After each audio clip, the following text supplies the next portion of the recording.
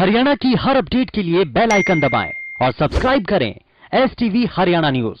नमस्कार, आप देख रहे हैं हरियाणा न्यूज और मैं हूं आपके साथ शुभेंदु सिंह। बीते 76 दिनों से जारी किसान आंदोलन दिन पर दिन अब तेज होता चला जा रहा है। अभी तक इसका कोई समाधान निकल नहीं पाया है। वहीं इसको लेकर हरियाणा में लगातार महापंचायतों का आयोजन किया जा रहा है।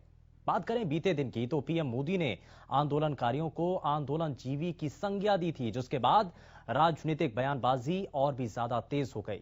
वहीं सबके बीच दिल्ली हिंसा के आरोपी सिद्धू को भी गिरफ्तार कर लिया गया। दीप सिद्धू की गिरफ्तारी के बाद कई सवाल उठ रहे हैं, जिसे अब 7 दिन की रिमांड पर भेज दिया गया है। लेकिन बड़ा सवाल यही है कि क्या दीप सिद्धू की गिरफ्तारी से कई राज खुलने जा रहे हैं।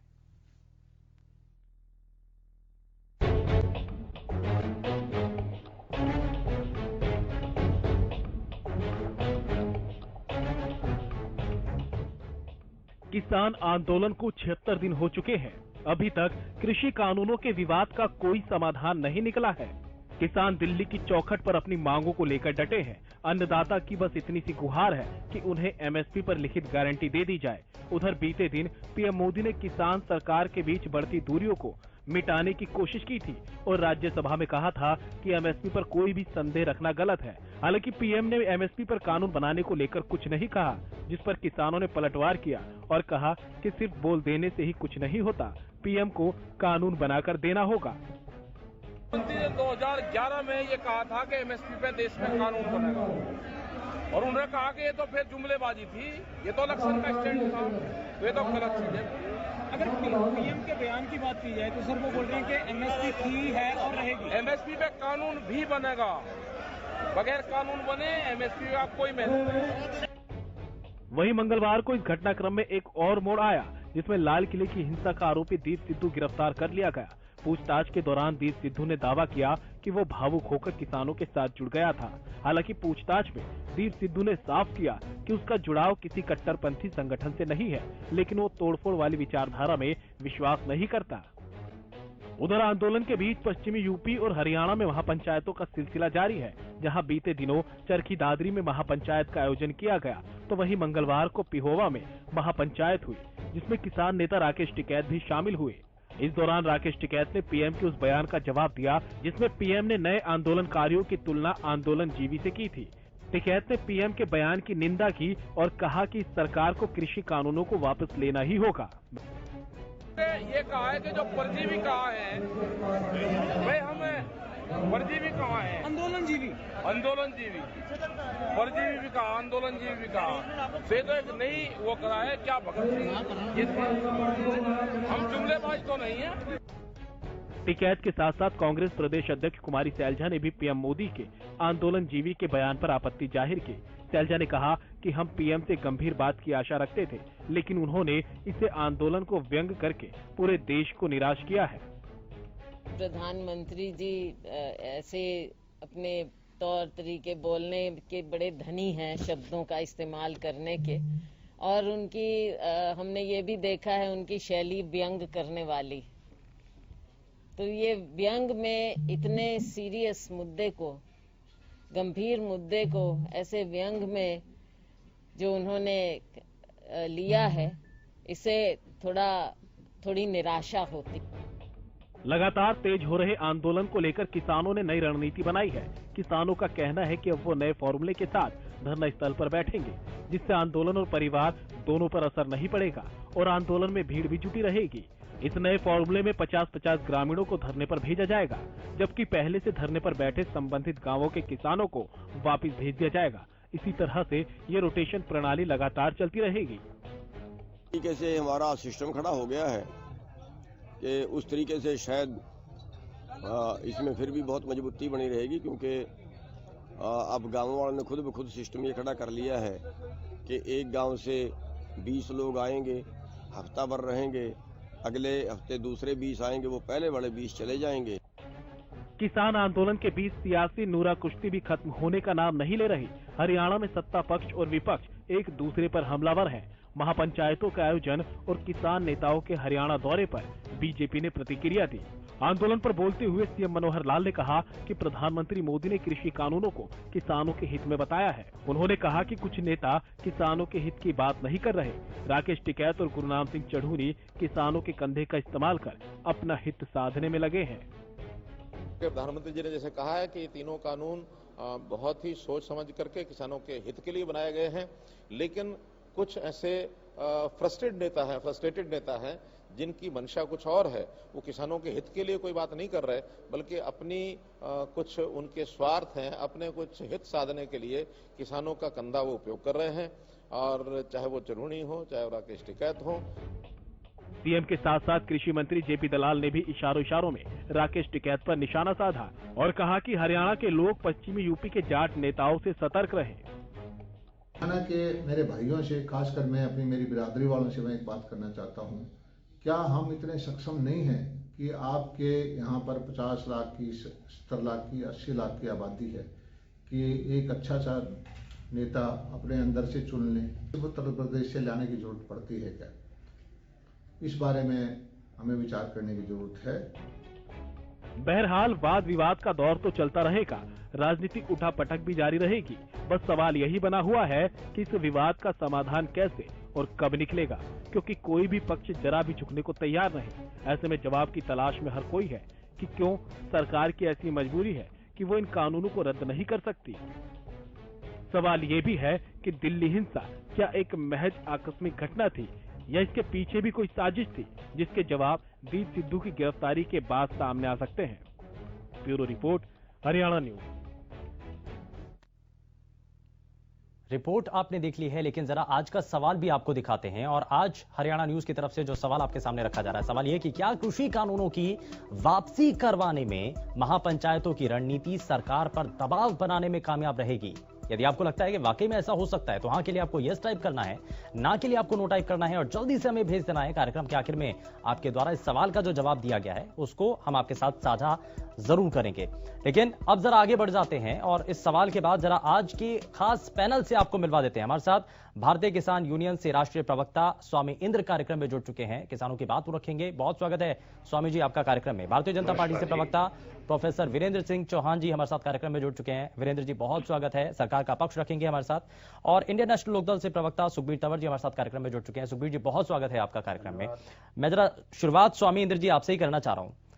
अब दिल्ली में जो प्रकरण हुआ, दिल्ली की जो हिंसा हुई, उसमें एक बड़ा चेहरा दीप सिद्धू का सामने आया और उसको लेकर के न सिर्फ किसान संगठन नेताओं बल्कि विपक्ष की तरफ से कई आरोप सरकार के ऊपर और दीप सिद्धू के पर्टिकुलर एक चेहरे को लेकर के भी उठाए गए थे। आज गिरफ्तारी हो चुकी है, क्या इसमें आपको लग रहा है कि अब बहुत कुछ खुलासे हो सकते हैं? दीप सिद्धू की गिरफ्तारी हुई है।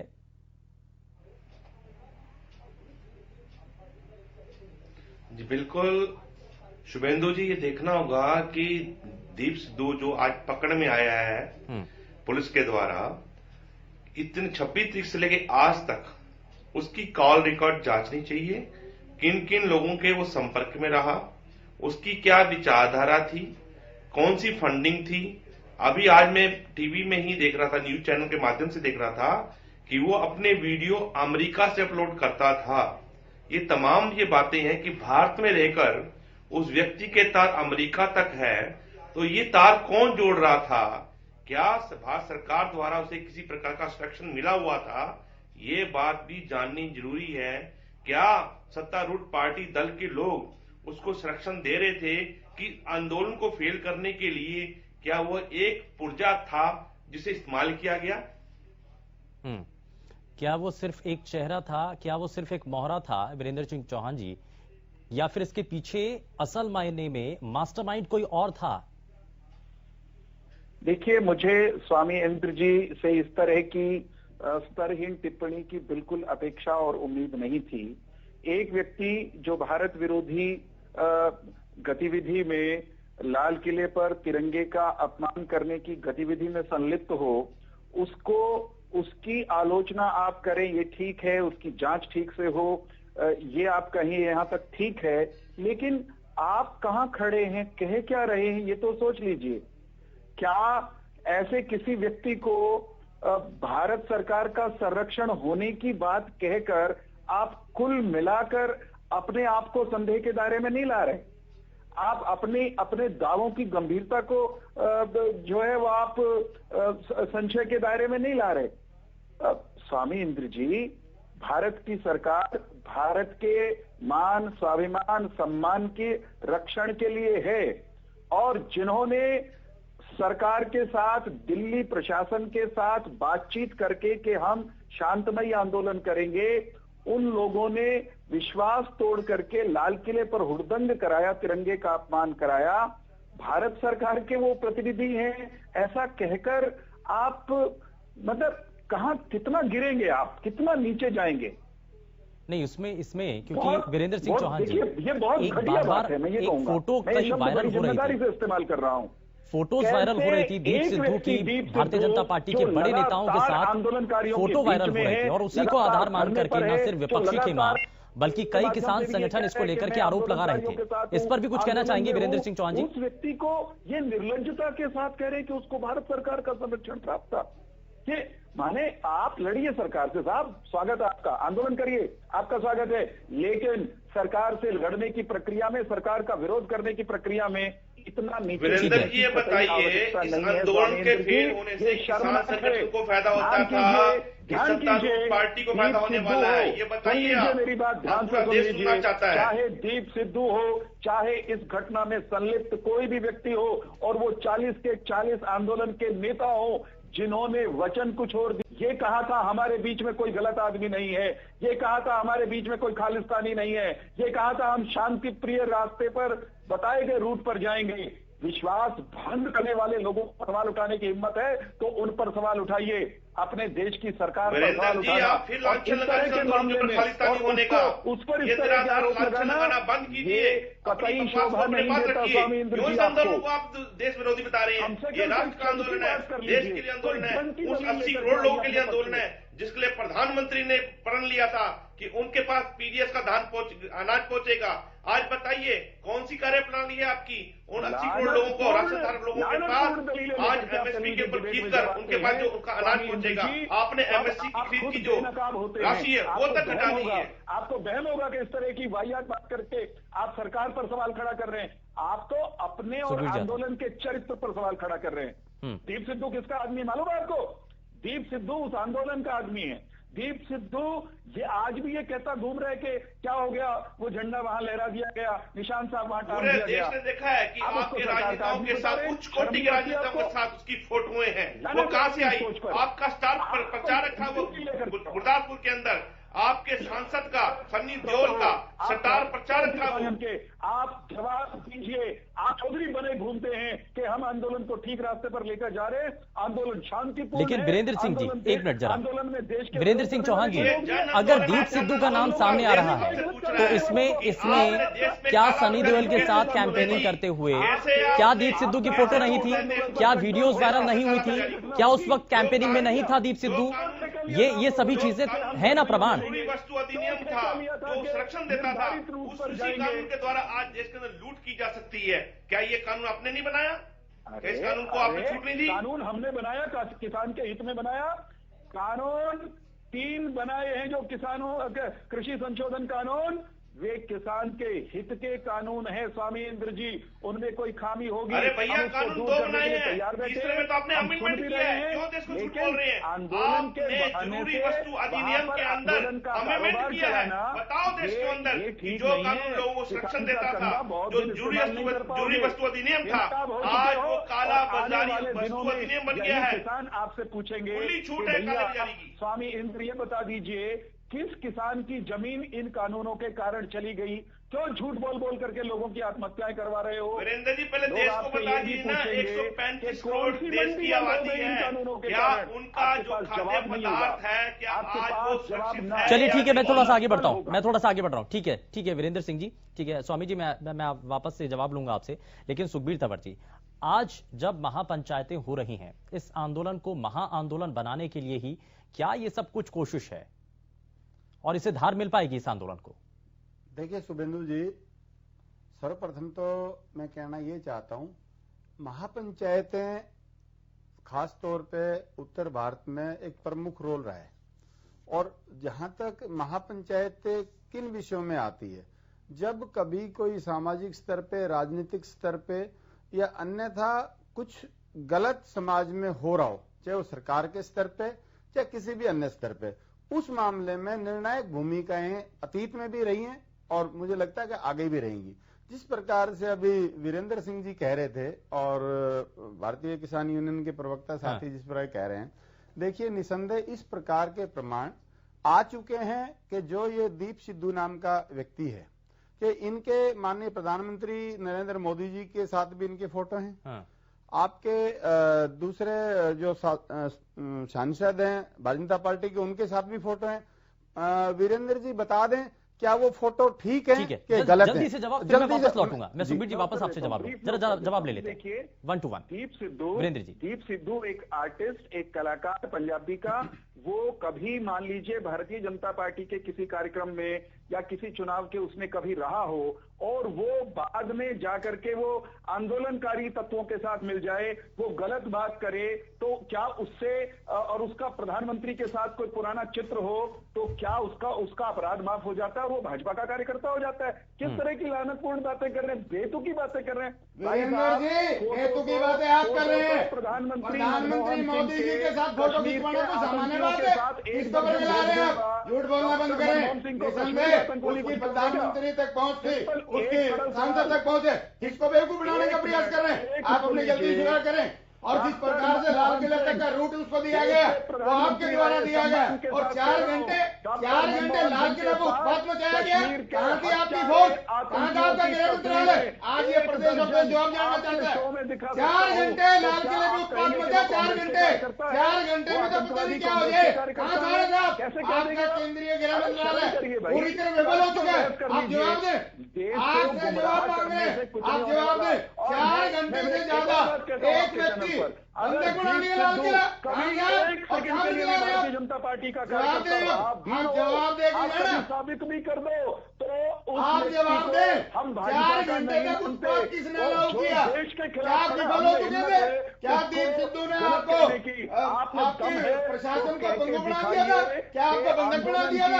आप जवाब दें इस बात का, जवाब देना पड़ेगा, धोखा किया, जवाब देना पड़ेगा। धोखे वाले तो आपने इस देश और प्रदेश को धोखे में रखा है। आपने इस दीप सिद्धू को और उन किसानों को पिघला के रास्ता दिया इस आंदोलन को कमजोर करने के लिए। चलिए ठीक है, थोड़ा सा आगे बढ़ जाते हैं। ठीक है, उठाइए सवाल 39 लोगों पर। कांग्रेस पार्टी से प्रवक्ता, ठीक है सर, ठीक है, नहीं होने आपके पास सवाल का जवाब नहीं है। ये देश और प्रदेश सब जान चुका है, सवाल का जवाब नहीं है। आप आंखें किसी और को दिखाना, आंखें किसी और को दिखाना, बात करें, जो तरक्सन का सवाल पूछे तरक्सन के तौर पे जवाब दें। ठीक है, मैं थोड़ा सा आगे बढ़ता हूं। कांग्रेस पार्टी से प्रवक्ता रमेश बावल जी भी हमारे साथ जुड़ चुके हैं।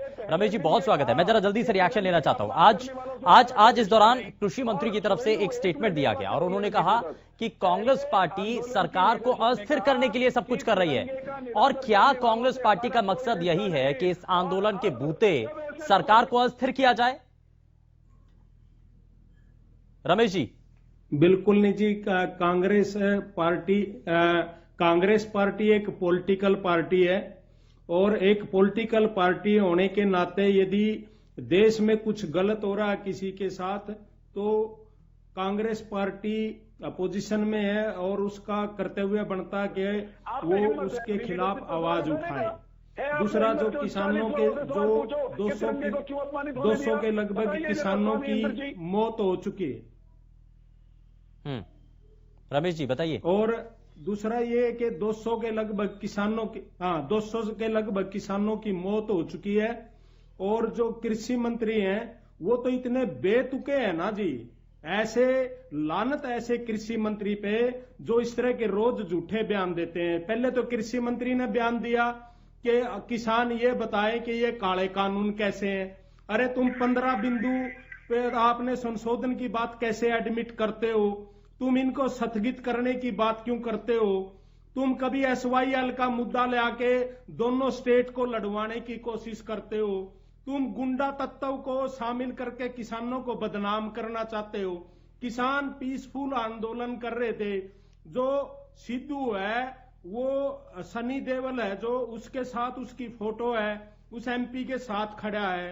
ये एक भारतीय जनता पार्टी का प्लांट किया हुआ आदमी था जिसने सर इस बात का जवाब दीजिए ना रमेश जी, इस सवाल का जरा जवाब दीजिए कि कांग्रेस पार्टी की नीति क्या है, स्टैंड क्या है इस पूरे आंदोलन को लेकर के।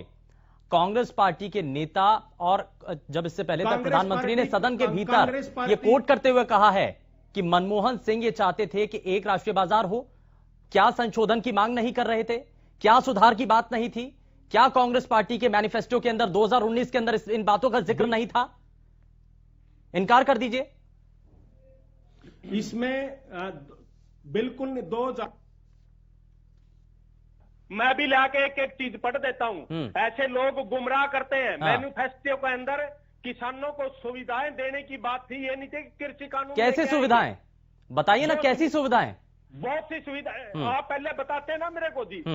आप मेरे को ये बताते कि कौन सी सुविधा आप वो लेके बताते कि कौन सी सुविधा आप वो लेके आए जो आपके मैनिफेस्टो में, और मैं अपना मैनिफेस्टो लेके बैठूंगा और आपको एक एक चीज बताऊंगा कि हम किसानों के लेके आए। नहीं तो आप इनकार कर दीजिए, टीवी चैनल आप इनकार कर दीजिए सर, मैनिफेस्टो की आप इनकार कर दीजिए ना, आप मना कर दीजिए। किस चीज को? सुधारों की बात नहीं कही थी कांग्रेस पार्टी ने।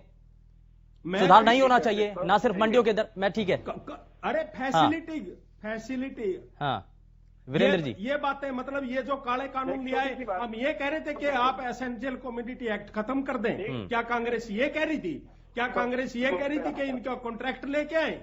क्या कांग्रेस ये कह रही थी एमएसपी खत्म कर दो? ठीक है, एक बार ये रोकने के वीरेंद्र जी कह रहे हैं कि आप कानूनों में संशोधन के लिए तैयार हो, इसलिए आपने एक तरह से मान लिया कि ये कानून तो काले हैं या खराब हैं।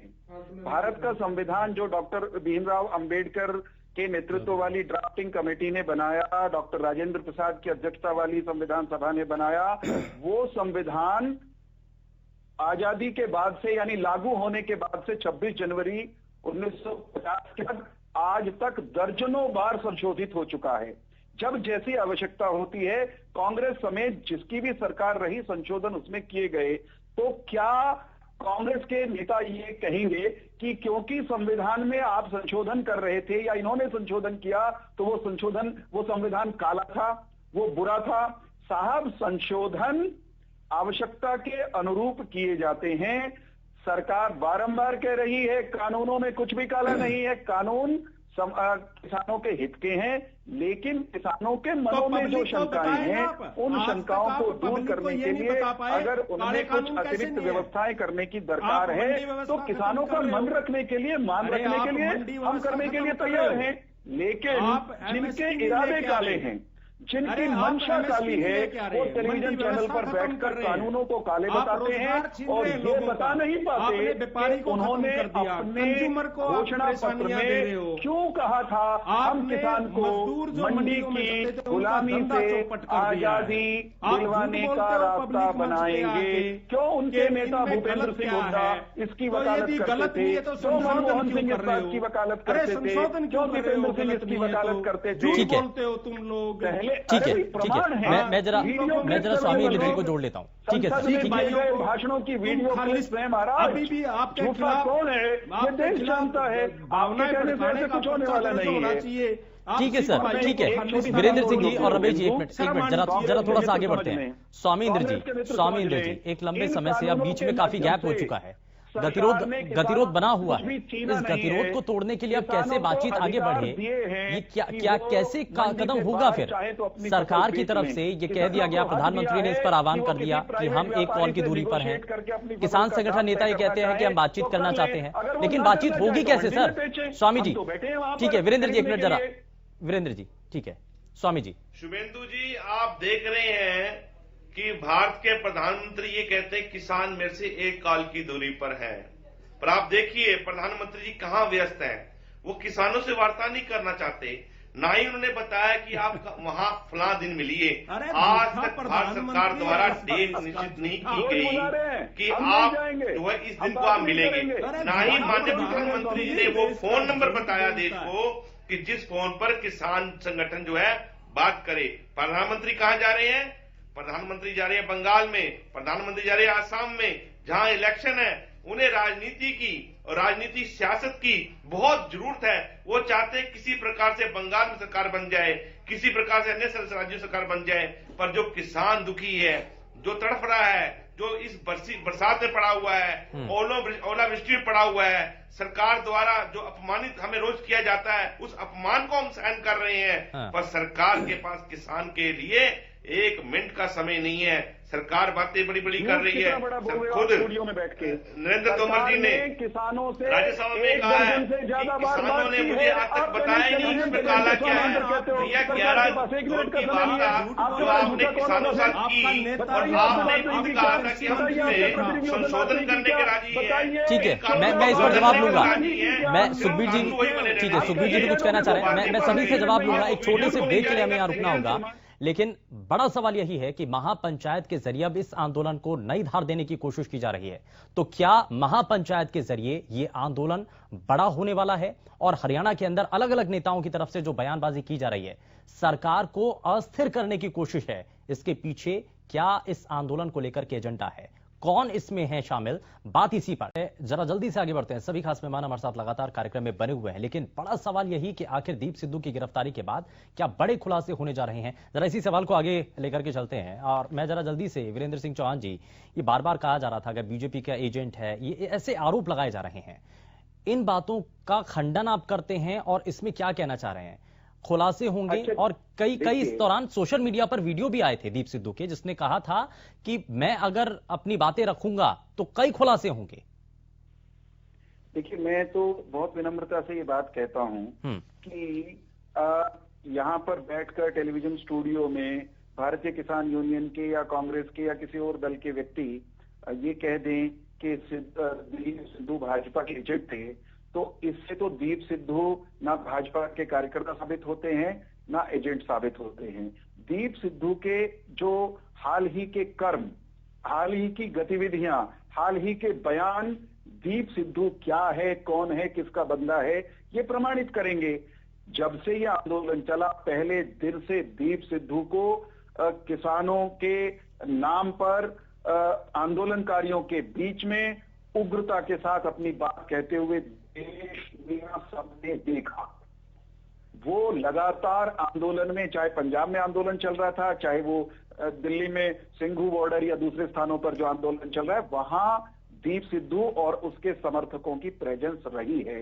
तो उस दीप सिद्धू को अब ये अपनी झेप मिटाने के लिए, मुंह छिपाने के लिए जगह तो मिल नहीं रही कि तिरंगे का अपमान कराए। लोग इनको सवाल पूछ रहे हैं, तुम्हें नहीं मिल रही मुंह छिपाने के लिए मिस्टर वीरेंद्र चौहान, सुन लीजिए, वो आप लोगों का रमेश जी, ठीक है, मैं आपको मौका दूंगा सर। आप बेनकाब हो चुके हो, आपने आंदोलन फेल करने के लिए आपने सुन लो मेरी बात, आप लोगों ने, आप बीच में अपने आदमियों को पिला रमेश जी सर, रमेश बाबा जी, एक करके सर प्लीज। मैं सिर्फ ये कह रहा हूँ, एक आप टाइम नहीं देते हमें बोलने के लिए। सर आपको समय दिया है, आपने अपनी बात रखी है।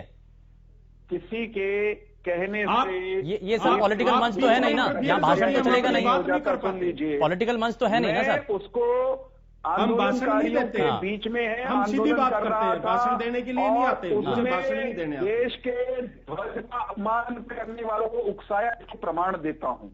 सरकार, भारतीय जनता पार्टी का कोई कार्यकर्ता और नेता इस देश का अपमान को चिट्टे से भी छूने के लिए तैयार नहीं है। ऐसा कोई व्यक्ति, मेरे परिवार का भी कोई सदस्य हो, मेरे पूज्य पिताजी भी अगर देश के खिलाफ जाएंगे तो मुझ में हिम्मत है कि मैं उनको गलत कह सकूं। जवाब दीजिए ना फिर इस पर। फिर कहूंगा, इस आंदोलन की लीडरशिप ने अपनी हरकतों से देश का अपमान कराया। उनके प्रवक्ताओं में इतनी हिम्मत और नैतिक बल हो तो मेरे से क्या जवाब चाहते हैं? कह दें कि जो गलती हुई है वो गलती हुई है। आप कहिए ना कि दीप सिद्धू और तमाम जो दूसरे राजनीतिक दल हैं, अगर कोई भी इसमें शामिल होता है उसका खंडन करेंगे। कहिए ना इस बात को, लाल किले की घटना के कहिए ना इस बात को। करने के लिए देश के खिलाफ कोई भी बयान देगा तो उसके खिलाफ कांग्रेस पार्टी खड़ी होगी। होना चाहिए। फिर ये कहें कि मैं किसान यूनियन का प्रवक्ता हूं। बिल्कुल कोई किसान नेता ने कोई हरकत नहीं करी। भारतीय जनता पार्टी ने अपनी अच्छी हरकत करी। उन पिपली में किसानों के ऊपर अत्याचार किए, उस दिन भी क्या वहाँ कोई खालिस्तान नहीं आया था? आज आप सिखों को खालिस्तान नहीं बोल रहे हो। उस दिन निहत्थे किसानों के ऊपर आपने अत्याचार किए, लाठियां चलाई, उसके बाद आपने रोड डैमेज किए, रोड खोद दिए, आपने पत्थर रख दिए, आपने हरियाणा को डैमेज कर दिया पूरे को। उसके बाद आपने शरारती तत्व, असामाजिक तत्वों को किसानों के सामने इसमें धरने में आपने शामिल किया, उनको किसानों को बदनाम करने के लिए। जब किसान वहां जा रहे हैं तो किसान इस तरह की हरकत क्यों करेंगे? ठीक है, ठीक है, मैं जल्दी से आगे बढ़ता हूँ। ठीक है, सुखबीर तंवर जी भी कुछ कहना चाहते हैं। ठीक है रमेश बाबा जी, मैं जवाब लूंगा वीरेंद्र जी आपसे। सुखबीर जी जरा जल्दी से रिएक्शन, फिर उसके बाद में स्वामी जी आपके पास आता हूं। 76 दिन हो गए इस आंदोलन को, और जिस प्रकार से केंद्र सरकार के द्वारा जो इसमें प्रायोजन किए गए, पानी बंद कर दिया, बिजली बंद कर दी, शौचालय तक उठा लिए, नेट बंद कर दिया, इसके अलावा जिस प्रकार का विषय निरंतर चल रहा है, ये हालात क्यों पैदा हुए, इनका विरोध क्यों हो रहा है? देखिए, सर्वप्रथम बार बार कह चुका हूं, वीरेंद्र जी भी मानेंगे इस बात को, आखिर ऐसी वैश्विक महामारी कोरोना काल में क्या मजबूरी थी कि चोर दरवाजे से अध्यादेश क्यों लाया गया? इसकी कोई आवश्यकता नहीं थी, ना किसी किसान संगठन ने मांग करी और ना इसका उस दौरान लाने का कोई विषय था। इसके बाद जिस प्रकार से लोकसभा में 545 के सदन में प्रश्नकाल नहीं होना, वो भी उस विषय पे जिस विषय ने, जिस कृषि ने इस देश की अर्थव्यवस्था को बचाया, और उसके बाद राज्यसभा में जिस प्रकार का नंगा नाच हुआ, जिस प्रकार से मार्शलों का प्रयोग करके राज्यसभा के सांसदों को बाहर करके ध्वनिमत से उस कानून को पास करवाया, और जिस प्रकार से मत विभाजन है, इनके पास कहने के लिए कुछ नहीं है। और जो ये गलत से गलत इस किसान आंदोलन, रुकिए आप सुनने का मादा रखिए,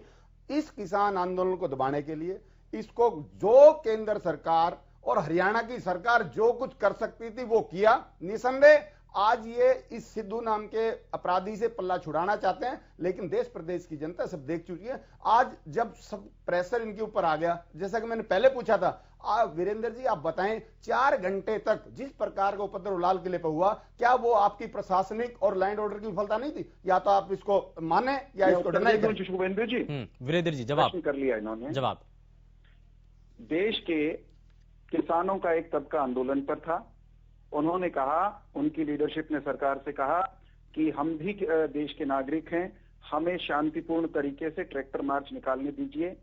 दिल्ली के प्रशासन ने कहा कि आप ऐसा ना करें तो ठीक है, राष्ट्रीय पर्व पर कुछ अभद्र हो गया तो ठीक नहीं लगेगा। उस आंदोलन की लीडरशिप ने लिखित में भी कहा, सार्वजनिक रूप से कहा, हम किसान हैं, हम शांतमयी तरीके से आंदोलन अब तक कर रहे हैं, आगे भी करेंगे, निर्धारित रूट पर चलेंगे। हम कहते थे कि आपके आंदोलन में कुछ असामाजिक तत्व घुस आए हैं, कोई खालिस्तानी है, कोई वामपंथी है, कोई अर्बन नक्सल है, ये आपको गड़बड़ करेंगे। इन्होंने कहा नहीं, सब हमारे बीच में ऐसा कोई नहीं है, हम सबको ठीक रखेंगे। ये लोग निर्धारित रास्ते पर जाने के बजाय भीड़ को लेकर के लाल किले की तरफ चले गए। अब ये हमसे चाहते थे कांग्रेस के प्रवक्ता और कांग्रेस पार्टी के नेता कि हम अपने ही नागरिकों की उस भीड़ पर गोलियां चलवा देते, वहां पर 150 लोग मारे जाते, फिर ये उनकी लाशों पर अपने राजनीतिक रोटियां नहीं कहूंगा, राजनीतिक रोट सेकते। इनको सरकार ने वो अवसर नहीं दिया। ऐतिहासिक इमारतों की सुरक्षा की जिम्मेदारी किसकी है? ये दुर्भाग्य, इमारतों की सुरक्षा की जिम्मेदारी किसकी है? दिल्ली की सुरक्षा की जिम्मेदारी किसकी है? आप विषय से भटक रहे हैं। सीधा सवाल है, सीधे सवाल का सीधा जवाब दें। आप आंकड़ों में मत, आंकड़ों की बाजीगरी ना करें। आप सिर्फ ये बताएं, क्या लाल किला की सुरक्षा की जिम्मेदारी आपकी नहीं है? और जब आपको पता चल गया कि किसानों में इस प्रकार से एक दीप, ठीक है, जरा जवाब तो आपकी जिम्मेदारी क्या थी? ठीक है, कोई जवाब नहीं दे रहे आप मुद्दे को भटकाते हैं। एक मिनट सुन लीजिए। आपने कहा कि अध्यादेश लाए गए चोर दरवाजे से। जिन लोगों को भारत संविधान की ग नहीं पता, वही अध्यादेश को चोर दरवाजा कहेंगे। निसंदेह चोर दरवाजा था। जब पूरी दुनिया वैश्विक महामारी में फंसी हुई थी, डरी हुई थी, सुनिए, बताया आपने सवाल किया, वो जरा जवाब दें। या तो जान लीजिए देश कैसे चलता है। आप ज्यादा ज्ञान की सेकी ना बजाओ, ज्ञान की वो नहीं हो रही है। देश कानून और संविधान पे चलता है, जो और संविधान में समझा दूंगा सारा देश लाने की एक प्रक्रिया वर्णित है। उसको चोर दरवाजा वही कहेंगे जो जिनके मन में चोर है। उस वक्त चोरियां छिपाने के लिए अब इस तरह के शब्द प्रयोग करना बंद कर दीजिए। अध्यादेश लाए गए, सुन लीजिए, अध्यादेश लाना सरकार का अधिकार था। देश के किसानों के हित में कृषि क्षेत्र से जुड़े संशोधन करने आवश्यक थे, उसके लिए अध्यादेश लाए। फिर वो कानून बनने लगे। सुन लीजिए क्या हुआ, आपने क्या किया, आपको बताता हूँ हुआ क्या है। हकीकत पता चलनी चाहिए लोगों को। बीच में आप बोलते रहेंगे तो फिर आपकी बारी में मैं बोलूंगा, फिर गड़बड़ होगी। कृपया करके सुखबीर जी सुन लीजिए, ठीक है, जरा जवाब मुझे कहने नहीं, बहुत जल्दी से सर। फिर मैं भी बोलता रहूंगा, लगातार बोलना मुझे भी आता है। मैं ये कह रहा हूँ कि देश की संसद में विधिवत अध्यादेशों पर कानून सम्मत तरीके से चर्चा हुई और वो पारित हुए। राज्यसभा को लेकर हल्ला करते हैं भाई लोग, ये नहीं हुआ, वो नहीं हुआ, मार्शलों का इस्तेमाल किया गया, ध्वनिमत से पारित कर दिए। देश में, अरे सुनोगे ना उत्तर, अब उत्तर सुन लीजिए, उत्तर सुन लीजिए। आपने आरोप लगाया है, आरोप लगा के भाग जाएंगे, ऐसे थोड़ी चलेगा। आरोप नहीं है, सत्य है। आप सुनो महाराज, सुनो, प्रश्नकाल हुआ क्या? सीधा जवाब दें आप। सुन लोगे, आप सीधा जवाब दे देना। सुनो सुनो सुनो सुन लीजिए, सुनेंगे नहीं तो लोग कहेंगे इनमें हिम्मत नहीं है सच्चाई सुनने की। नहीं ठीक है सर, इस तरीके से नहीं, एक एक करके मैं ठीक है सर, ठीक है, इस पर मुझे 4 वाक्य बोलने दीजिए शुभेंदु। ये मेरा प्रजातांत्रिक हक है। राज्यसभा में कानून या अध्यादेशों पर चर्चा हो रही थी। चर्चा के दौरान, चर्चा के अंत में मत विभाजन एक सामान्य प्रक्रिया है। मत विभाजन तब होता है जब सदस्य सब अपनी सीट पर बैठ जाएं। सभापति ने कैमरे के सामने सारे देश ने देखा, बारंबार कहा सदस्यगण अपने सीट पर जाएं ताकि मत विभाजन हो सके। जब आप सीट पर नहीं जाएंगे तो वोटिंग कैसे हो जाएगी? आप चाहते ही नहीं थे कि वोटिंग हो। ठीक है, आप हल्ला कर रहे थे। ठीक है, मैं जरा आगे बढ़ता हूं। ठीक है, मैं स्वामी इंद्र जी से पारित हो जाए। स्वामी इंद्र जी, वाक्य इसमें अब कोई ऐसा खाका तैयार किया जाए, सरकार के प्रस्ताव को तो आपने पहले नामंजूर कर दिया। ठीक है वीरेंद्र जी, ठीक है, और आपकी सरकार, लेकिन स्वामी जी अब आगे कोई किसान संगठन नेता भी क्या ऐसा कोई प्रपोजल तैयार करें कि उसमें कुछ और चीजों को जोड़ा जाए, शामिल किया जाए, कैसे अब बातचीत आगे बढ़े? बातचीत तो होनी चाहिए ना आगे। कौन स्वामी जी, पानी, वीरेंद्र जी, ठीक है, ठीक है सर, आपका मनमानी। फिर उसके बाद में रमेश जी आपके पास आता हूं। किसान मोर्चा ने ये तय किया है कि कल संयुक्त किसान मोर्चा की कल दिल्ली में मीटिंग होगी दोपहर 2 बजे के बाद। और इसी बात को हम गंभीर हैं कि जो वार्ता का जो डेडलॉक हुआ है सरकार के द्वारा से हुआ है, ना कि किसान संगठनों की तरफ से। हम तो वार्ता में सरकार शामिल थे, पर सरकार ने 2 टूक कह दिया कि अगर आपको ये कानून समझ आते हो तो हमारी वार्ता हो सकती है। जब हमारा आंदोलन इन कानूनों के विरोध में है, ये काले कानून है, किसानों के दर्द वारंट, मुझे आप बताइए वो कौन सा इंसान होगा, वो कौन सी संस्था होगी जो अपने दर्द वारंट पे सहन करने को राजी हो जाए? हम तो सरकार से खुली चर्चा चाहते हैं। चर्चा में ये कहना चाहते हैं सरकार से कि सरकार जब किसानों के साथ वार्ता करे उसका लाइव टेलीकास्ट करे और पूरे देश को लगे पता कि किसान क्या कहता है और सरकार क्या कहती है। सरकार हर बिंदु वार्ता में हारी है और यही कारण है कि आज देश के कृषि मंत्री को राज्यसभा जाकर झूठ बोलना पड़ा। पर उनके प्रवक्ता क्या बोलते हैं कि उनसे वार्ता हुई है, सरकार बात करती है, पर वार्ता में सार्थक परिणाम क्यों नहीं? सरकार वास्तव में पूंजीपतियों के दबाव में दब चुकी है, क्योंकि ये कानून जो सरकार। ठीक है, जल्दी से जवाब वीरेंद्र जी, उसके बाद मैं रमेश जी आपके पास आता हूं। वीरेंद्र जी, मैं ये कह रहा हूं कि सरकार का रवैया शुरू दिन से खुले मन का रहा है। हमको मालूम है कि आंदोलनकारी देश के सम्मानित प्रधानमंत्री के बारे में बहुत भद्दी टिप्पणियां कर रहे हैं।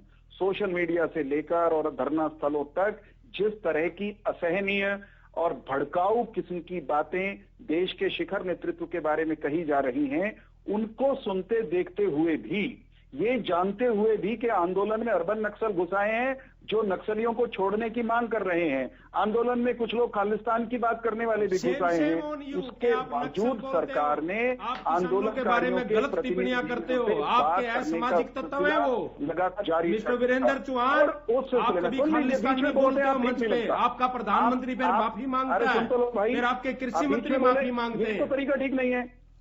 अरे आपकी क्या सुन रहे हैं, आप झूठ बोलते हो मंच पे।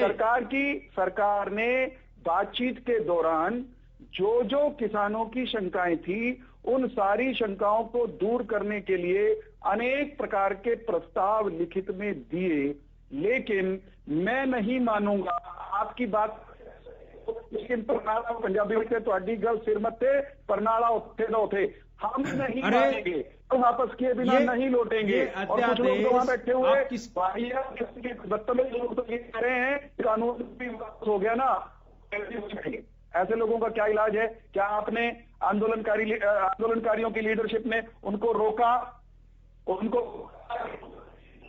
ठीक है, मैं जरा रिएक्शन लेता हूं रमेश जी। एक प्रधानमंत्री के द्वारा एक शब्द का इस्तेमाल किया गया आंदोलन जीवी, ये आखिर किसके लिए कहा गया और क्या इसका अर्थ है? जरा आप ही बताइए। अन्नदाता नहीं हो सकता, तिरंगे का अपमान करने वाला वो अन्नदाता नहीं हो सकता। ठीक है सर, वीरेंद्र जी ठीक है, जरा रमेश जी अन्नदाता नहीं हो सकता। ठीक है रमेश जी जरा जवाब दीजिए। अन्नदाता अशिष्ट नहीं होता, अभद्र नहीं होता, वो प्रदर्शन ठीक है करता सर, वीरेंद्र जी ठीक है, ठीक है, आपने अपनी बात रखी है सर। रमेश जी को जरा नहीं करता, ठीक है, आप में दम है तो मंच से कहिए, गाली देने वालों को यहाँ बैठने नहीं देंगे। रमेश जी जरा जवाब सर, सुनने नहीं देते ये। ठीक है रमेश जी, मेरा सवाल ये है कि INLD, मैं इसमें 2 सवाल आपसे जानना चाह रहा हूँ। नहीं कह सकते वीरेंद्र जी, ठीक है सर, वीरेंद्र चौहान जी ठीक है, अपनी बात रखिए सर, जरा सुनिए, ठीक है सर। जबरन बिठाया रमेश बाबा जी, मेरा सवाल ये है कि INLD के एकमात्र विधायक, उन्होंने नजीर पेश की है कि वो किसानों के साथ हैं, उन्होंने विधायक पद से इस्तीफा दे दिया। वो ये कह रहे हैं कि अगर किसानों के इस मूवमेंट में कोई भी राजनीतिक दल अपने आप को किसानों का हितैषी बताता है तो इस्तीफा देकर के किसानों के साथ क्यों नहीं आ जाता? भूपेंद्र सिंह हुड्डा अगर अपने आप को किसान नेता बताते हैं, कहते हैं कि मैं किसानों के हितैषी हूं, तो इस्तीफा देकर के आए ना किसानों के साथ, जुड़े उनके मूवमेंट में उनके साथ। देखो ऐसा है सर, इसमें बात इस्तीफा देने वाली नहीं है। इस्तीफा देने से किसी समस्या का समाधान नहीं होता। सवाल पूरे देश का एक सवाल है पूरे देश का कि आप ये कहते हो कि ये जो बिल है ये किसानों के फायदे के लिए लेके आए हैं और किसान चाहते नहीं, तो इसको रद्द करने में क्या दिक्कत है? देश के प्रधानमंत्री ये क्यों नहीं बताते कि मैं अपने पूंजीपति दोस्तों के लिए ये बिल लेके आया हूं? इतना सवाल देश चाहता है तो इतना बवाल क्यों? और कांग्रेस यदि राजनीति कर रही है किसानों के साथ, तो आप इन बिलों को रद्द कर दो और कांग्रेस की राजनीति वहीं खत्म हो जाएगी। एक ही जवाब है, उसका जवाब नहीं देते आप। मैं कहता हूं बिल रद्द करो और कांग्रेस जो राजनीति कर रही है लगा दो। उद्योगपतियों की कारोबार क्यों नहीं करते आप लोग? क्यों नहीं देश को जवाब देते कि आपने देश को गिरवी कर दिया है? क्यों नहीं आप जवाब देते कि किसानों को बेच दिया आपने, एग्रीकल्चर को, अपने दोस्तों को? हम दो और हमारे दो, किसानों को गलत बोलते हो, खालिस्तानी बोलते हो। रमेश जी इससे पहले कॉन्ट्रैक्ट फार्मिंग क्या नहीं थी? होगा उसको खालिस्तानी कहूंगा। आपने क्या इससे पहले हरियाणा और पंजाब में कॉन्ट्रैक्ट फार्मिंग नहीं थी? प्राइवेट प्लेयर्स को क्या इसके अंदर एंटर नहीं करने दिया जाए? क्या इससे पहले तक कॉन्ट्रैक्ट फार्मिंग नहीं होती थी? भारतीय जनता पार्टी की अच्छी मानसिकता नहीं, इससे पहले तक पंजाब में, हरियाणा में कॉन्ट्रैक्ट फार्मिंग थी या नहीं थी? आज शुरू हुई है कि बीजेपी ने करवाई है कॉन्ट्रैक्ट फार्मिंग शुरू? शर्म नहीं आती? बिल्कुल नहीं थी कॉन्ट्रैक्ट फार्मिंग। हरियाणा के अंदर कोई कॉन्ट्रैक्ट फार्मिंग नहीं थी। चलिए जब हरियाणा में नहीं, शर्म आनी चाहिए, झूठ बोलते हो आप। हरियाणा में नहीं रहते क्या? झूठो आप कहाँ रहते हो? हरियाणा में रहते हो। कौन सी कॉन्ट्रैक्ट फार्मिंग थी कि आप ये कॉन्ट्रैक्ट बिल लेके आए? आपने एसेंशियल कमोडिटी बिल को खत्म कर दिया, MSP खत्म कर दी, मंडी व्यवस्था खत्म कर रहे हो और आपको वीडियो लोड करके भेज देता हूं कि आपके इतने बिंदु है इसके अंदर जो ये आप कृषि बिल लेके आए। आपने वीरेंद्र चौहान बिल पढ़े हैं, पूरा देश जानता है, पूरा देश जानता है कि ये बिल है किसान हितैषी नहीं है। मिस्टर वीरेंद्र चौहान, आपने बिल नहीं पढ़े हैं, कॉन्ट्रैक्ट फार्मिंग हो रही है, आप झूठ बोलते हो मंच पे आके। ठीक है सुखबीर जी को शामिल करता हूँ। ठीक है सर, ठीक है सुखबीर जी। शुभेंदु जी जिस प्रकार से कांग्रेस इतने झूठे तो आप लोग हो, जिसका प्रधानमंत्री स्वामीनाथन आयोग की स्थापना हुई और स्वामीनाथन आयोग की सिफारिशें लागू करने में कांग्रेस विफल हुई और कांग्रेस की विफलता के बाद जब प्रधानमंत्री मोदी जी को प्रधानमंत्री पद के लिए भारतीय जनता पार्टी ने मनोनीत किया, कांग्रेस उस वक्त ने भाव दिए, आदरणीय नरेंद्र मोदी जी ने प्रथम वक्तव्य में कहा कांग्रेस के कि टाइम के भाव थे, मेरी सरकार बनने कांग्रेस पे के भाव के देखो पहली कलम क्या से भाव देती थी, किसानों क्या के MSP ऋण पर माफ कांग्रेस करूंगा क्या देते हो? और किसानों की स्वामीनाथन सब्सिडी आयोग की आपने रिपोर्ट खत्म को कर दी, पहली खाद और कलम बीज से की लागू सब्सिडी करूंगा। खत्म कर दी, आज बिजली के 7 आपने रेट साल के बढ़ा करीब दिए। का समय हो गया। आपने आज किसानों को नरेंद्र बर्बाद मोदी करने जी के की लिए वो कोई कलम कमी छोड़ी, मंच या पे तो आके झूठ टूट बोलते चुकी हो। है आप या वो किसान कलम द्रोही हो, पूंजीपतियों आप मजदूर के द्रोही यहाँ हो, गिरवी आप रख दी गई है। आखिर देश ऐसे आखिर 7 साल हो गए। आज हरियाणा प्रदेश के जो प्रदेश अध्यक्ष हैं उस वक्त कृषि मोर्चा के राष्ट्रीय अध्यक्ष होते थे, अनेक मंचों पे कहा कि जिस दिन नरेंद्र मोदी दिल्ली की गद्दी पर बैठेगा स्वामीनाथन आयोग की रिपोर्ट को पहली कलम से लागू करेगा। निसंदेही से बड़ा झूठ कोई हो नहीं सकता। और अभी काले और सफेद की बात कर रहे थे, वीरेंद्र जी बता दें आवश्यक वस्तु अधिनियम 1955 में संशोधन में आखिर सफेद क्या है? सब कुछ काला है, सब कुछ। ठीक है, आप वाहियात किस्म के आदमी ठीक है रमेश जी एक मिनट जरा, रमेश जी ठीक है, एक मिनट जरा एक एक करके जरा जवाब वीरेंद्र जी जवाब, फिर उसके बाद में स्वामी जी आपके पास रमेश जी ठीक है। 6 साल खूंटी पर टांग कर बैठे रहे कांग्रेस के नेता। हम सरकार में आए तो हमने स्वामीनाथन आयोग की अधिकांश सिफारिशों की बात नहीं है, स्वामीनाथन रिपोर्ट की बात करें, C2+50 पे बात करें। अगर आप कह सकते हैं तो झूठ मत बोलो। C2+50% की बात करें, उस पर बताएं। आप छोड़ दें बातों को, आप ये बरगलाने वाली बात छोड़ लो। C2+50 की बात अगर आपने करी हो तो आप बताएं। बरगलाने का प्रयास ना करें, बरगलाने का प्रयास ना करें वीरेंद्र जी। नहीं, गलत बात नहीं जाएगी। C2+50 पे क्या हुआ? वो कलम टूट गई आपकी, पूंजीपतियों ने गिरवी रख दी ना। बरगलाने का प्रयास ना करें, सच्चाई पे आ जाओ, सच्चाई तोड़ जाती है, सत्यमेव जयते। मिलीमीटर जमीन किसी किसान की गई नहीं। स्वामीनाथन आयोग की रिपोर्ट के अधिकांश बिंदु लागू हो गए। किसान हर गरीब ठीक है रमेश जी एक मिनट, रमेश जी 6,000 रुपए वीरेंद्र जी ठीक है भेजने शुरू कर दिए। स्वामींद्र जी फसल बीमा योजना लेकर के आ गए। अब बेहतर सिंचाई की व्यवस्था कर रहे हैं। वीरेंद्र जी ठीक है सर, वीरेंद्र जी जरा सुनिए, रमेश बाबा जी, स्वामी जी अब आगे क्या रोड मैप है? बातचीत कैसे होगी? हालांकि आप कह रहे हैं कि अब एक बार फिर से चर्चा होगी, बातचीत आगे बढ़ेगी और उसके जरिए जो प्रस्ताव है सरकार का उस पर एक बार फिर से विचार होगा। लेकिन आप क्या ये मान रहे हैं कि कुछ और चीजों को इसमें जोड़ दिया जाए? इससे पहले भी 4 मांगे रखी गई थी जिसमें से 2 पर सहमति बन चुकी थी, लेकिन क्या अब ऐसे ही कुछ और मांगों को जोड़ा जाएगा ताकि बातचीत का सिलसिला रुके नहीं, गतिरोध खत्म हो?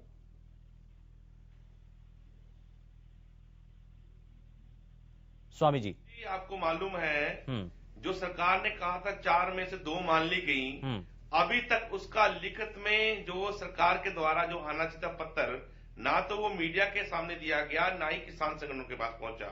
दूसरी बात ये बता देना चाहता हूं, वार्ता किसानों की तरफ से नहीं रुकी है। सरकार ने हमें 2 टूक जवाब दे दिया था, कानून जो है ऐसे ही रहेंगे, अगर आप इस पर सहमत हो तो आप वार्ता आ सकते हैं। तो हमने सरकार को भी कह दिया कि ये डेड का जो किसानों के लिए ये डेड वारंट है, हम इसके ऊपर चर्चा नहीं करना चाहते, इन कानूनों को हम रद्द करना चाहते हैं। तो अभी हम सरकार से ये बात कर रहे हैं कि माननीय प्रधानमंत्री जो कह रहे हैं कि किसान मेरे से 1 कॉल की दूरी पे है, माननीय प्रधानमंत्री जी वो नंबर हमें बता दें, अगर आपसे फोन नहीं होता तो हम फोन करने को राजी हैं। पर सरकार जो कर रही है, आज मुझे कबीर साहब का दोहा याद आ रहा है। अच्छा एक सवाल और है स्वामी जी, बार एमएसपी को लेकर के शंका थी कि एमएसपी कहीं खत्म हो जाएगा, प्राइवेट मंडियां आ जाएंगी तो एमएसपी नहीं मिलेगी।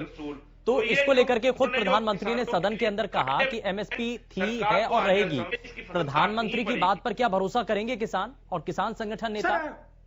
किस प्रधानमंत्री की तो लिखित नहीं, कोई लिखित में है ऐसे प्रधानमंत्री? रमेश जी मेरा सवाल स्वामी जी से, झूठ बोल के जिसने सता, मेरा सवाल स्वामी जी से। रमेश जी एक मिनट, सर मैं बता रहा हूं आपको, मैं जवाब दे रहा हूं सर, जिससे सवाल है उनको तो जवाब देने दीजिए ना, या सभी के जवाब आप ही देंगे?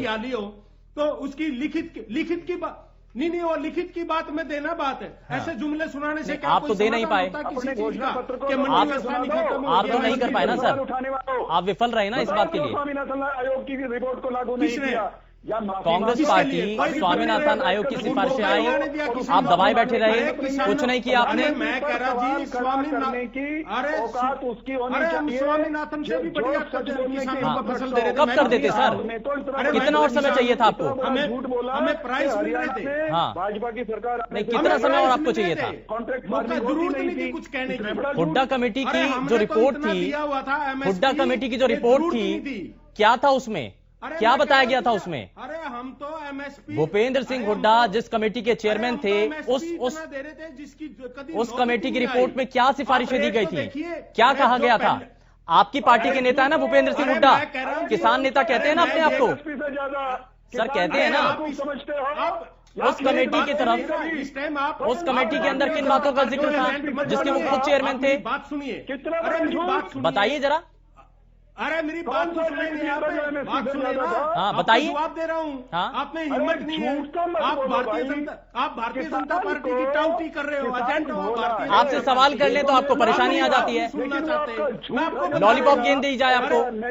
अगर आपसे सवाल किया जाए, सर आपसे सर्टिफिकेट की जरूरत भी नहीं है। अरे आपके सर्टिफिकेट की जरूरत नहीं है। अरे आप टाउट हो। हाँ बिल्कुल, आप कह सकते हैं सर। अरे टाउट हो।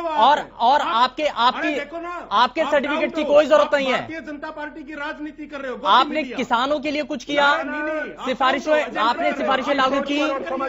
आपने सिफारिशें लागू की? नहीं करवा पाए? करवा पाए या नहीं करवा पाए? चलिए ठीक है, सुखबीर जी। सुबेंदु जी, 10 साल की कांग्रेस की विफलता, 10 साल की कांग्रेस की विफलता की वजह से ही भारतीय जनता पार्टी को सफलता मिली, और जिस पॉइंट पे सफलता मिली वो भी पहली कलम से। नहीं, ये बड़ा अच्छा है रमेश जी, ये बड़ा अच्छा है, घंटी बजा करके चले जाए। ये रनिंग कमेंट्री मत करिए, रनिंग कमेंट्री मत करिए। माननीय मोदी जी, जब सवाल किया जाता है उसका जवाब दीजिए, जब सवाल किया जाता है उसका जवाब दीजिए। आप बताइए ना, करने में विफल रहे हैं, और इसके अलावा कैसे जो जुमले साबित हुए हैं, आज भारतीय जनता पार्टी की सरकार जुमला सरकार साबित हो चुकी है। चलिए ठीक है सर, माफी के साथ रोकना चाहूंगा। बहुत शुक्रिया सभी खास मेहमानों का कार्यक्रम में शामिल होने के लिए। लेकिन महापंचायतों से महाकामयाबी मिलेगी, इस बात को लेकर के इस पूरे आंदोलन को आगे बढ़ाया जा रहा है। लेकिन जैसे जैसे ये आंदोलन अलग अलग गांव तक पहुंच रहा है, हरियाणा के अलग अलग हिस्सों में पहुंच रहा है, वैसे वैसे इस आंदोलन को मजबूती मिल रही है।